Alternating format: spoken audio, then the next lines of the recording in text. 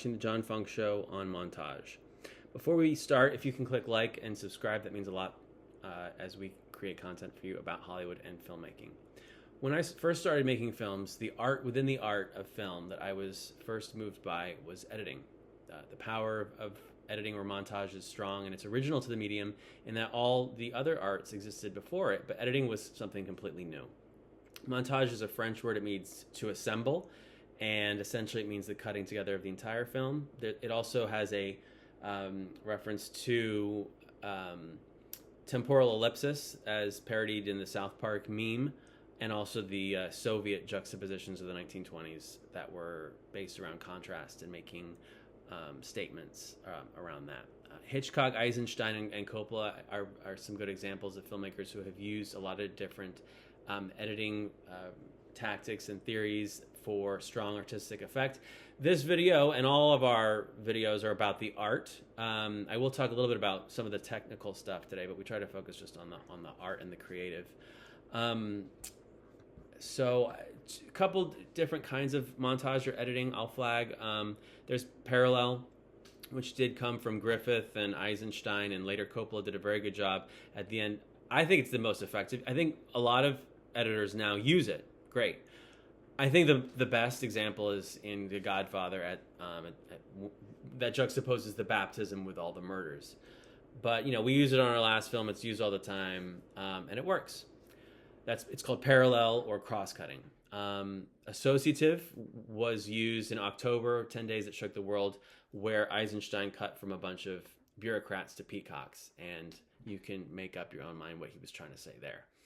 So essentially, film editing can be broken down into two areas. One is, I just call it avant-garde, and then the other is more Hollywood. The Hollywood version is based on classic continuity, developing space, the 180-degree rule, and narrative focused. So I guess real quick, couple books if you like film theories is to read about Eisenstein.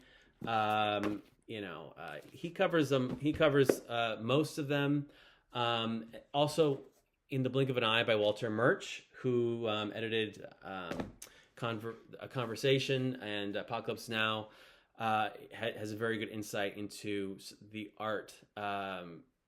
You can get technical books elsewhere, but they focus on creative, and I think that they do a really good job. So, all right, I'll give you an example of breaking a rule that I think is iconic, and it works. It's by John Ottman. He edited Bryan Singer's Days of Future Past, and he did a really brilliant job taking a rule from Hollywood classic editing and breaking it on purpose for a dramaturgical, creative effect, and it works. All right, so we have a scene. All right, so there's two characters, right? So we're up above these guys. We'll just call this Tom. And Tom, that's Tom's nose. So we're above Tom. Tom is talking to Leanne over here. And so, generally we'll get our wides first. So that's the camera, right? And we'll get our wide, and then we'll punch in for close-ups. There's a little invisible line here between these characters, right? And you don't want to, like I said, you'll move the camera, you'll punch in for close-ups here and here, but you don't want to move here because that will disorient your viewer. The line can be reset if Leanne moves over here. Or the camera can move across the line, but you don't want to just cut across the line because it'll disorient our sense of space. And so anyway, John Ottman, what he did was in Days of Future Past, he deliberately cut across the line at a moment or a beat of horror. And so the narrative matches the uncomfortable feeling that you get from the editing. So that was a brilliant use of editing by John Ottman. Once you master the medium, you know the rules and you know how and when to break them creatively. Graphic matching is something that I've seen Park Chan-wook do very well. It's essentially when you cut, keep manipulating where the eye is in the frame for a very fluid sense of editing. You can do that, or you can do opposites. The biggest um, graphic match temporal ellipsis is in Stanley Kubrick's 2001 Space Odyssey, when it cuts from a bone being hurled in the air from, you know, thousands of years ago to thousands of years in the future, graphically matching it with the shape of a spaceship. And so, you know, the art of editing can find, you know, the juxtaposition of similarities in terms of space and form and color. And, you know, like I said, I don't want to get too much into the technical aspects in this video.